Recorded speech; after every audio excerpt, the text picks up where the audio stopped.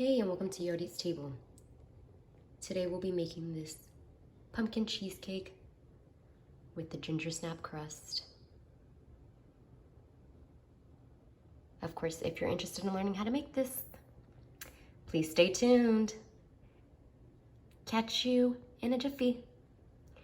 And please note that all the ingredients will be listed below for you to follow along. Alrighty, in order to get started on our pumpkin cheesecake, here are all of our ingredients. Here I have 15 Gingersnap cookies, 5 tablespoons of butter, 1 8-ounce package of cream cheese, half a cup of sugar, 1 egg. Here I have just some pumpkin puree. I literally took a pumpkin, boiled it, and mashed it up. So this is about a half a cup of pumpkin puree. Here are spices. So here I have a half a teaspoon of ginger, a half a teaspoon of nutmeg, and a half a teaspoon of pumpkin spice. And we have 1 teaspoon of vanilla extract. So to get started, we're gonna make our crust first. So I'm gonna go ahead and just pop our butter into our ginger snap cookies. And we're gonna give this a good mix. We're looking for kind of a sandy texture.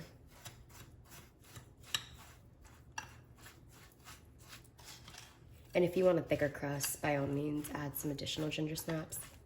And here I have a 6-inch springform pan that has been lined with foil. And so this is gonna be a mini cheesecake. So now that our crust has been mixed up, we're gonna go ahead and just pop that into the bottom. And we're just gonna press it in.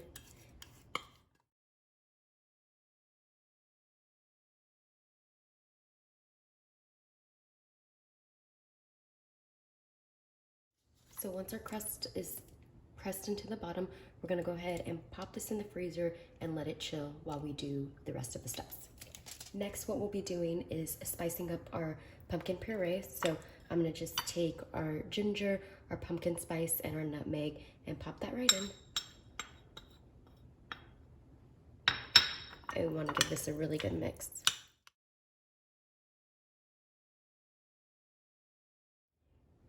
And do note that you can definitely use some pumpkin puree out of a can.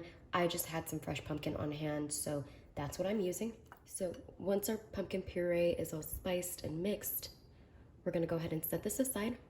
And in the meantime, we're gonna go ahead and preheat our oven, and we're just gonna set this to 350 degrees. So now on to the fun part. I'm just using my fancy schmancy hand mixer again, and we're gonna take our cream cheese, pop that into our bowl. And we want to give this a really good mix. We want a really, really creamy texture. And also the cream cheese has been brought to room temp. That is the best way to use this in order to get a really, really creamy texture. And so, of course, if you haven't had the ability to take it out and bring it to room temp, you can just pop it into the microwave and heat it up for 30-second intervals until you bring it to room temp.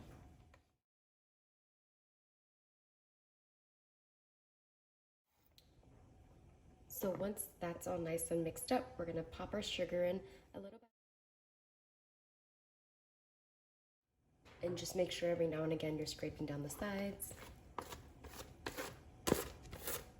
So once our cream cheese is all nice and mixed, we're gonna pop in our vanilla.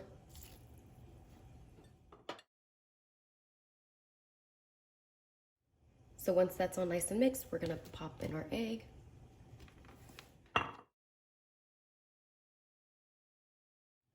So once our cream cheese mixture is all nice and blended, we're gonna put half on the bottom.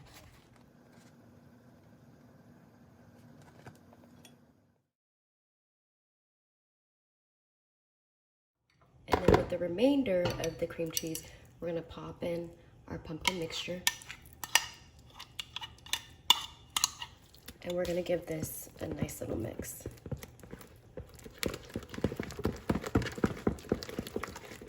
So we can do this one of two ways. We can either place the pumpkin mixture right over top, and this will create kind of layers of cheesecake. Or what I like to do is I like to put dollops onto the top.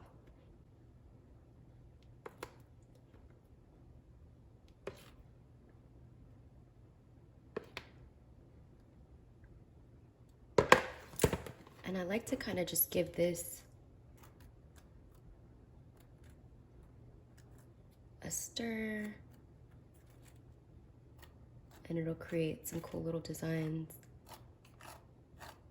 So my favorite trick to bake a cheesecake is to do a water bath, and it's exactly what it sounds like. So we're gonna take just any pan and we're gonna fill it up with water.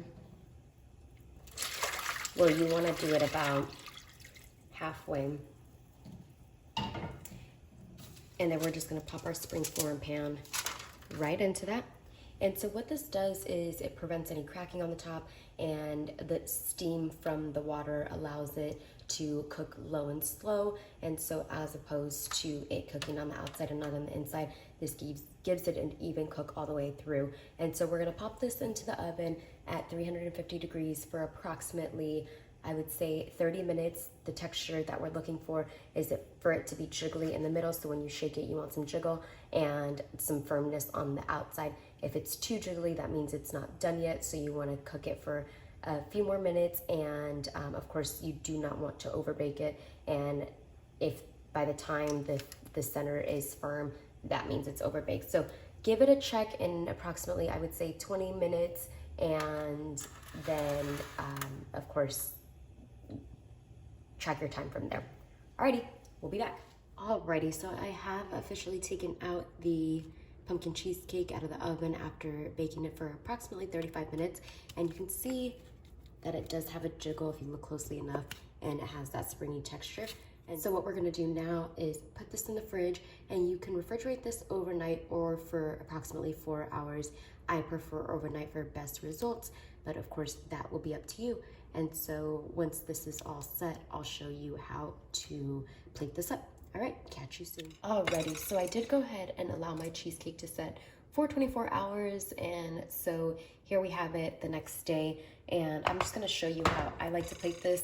First and foremost, I have a butter knife, a paper towel, and then I have a half of a Gingersnap, some pumpkin spice, and I literally have a dollop of homemade whipped cream. So I'm gonna utilize what's left. And so first and foremost, what you wanna do is loosen the springform pan. And so how you do that is you just take your butter knife and run it along the edge to make sure it's nice and loosened. And then you're gonna take your little buckle and pop that open. And you can see that it's loosened up. So I like to bring my cheesecake up through the top. And that is what it should look like. And I'm gonna just cut a slice.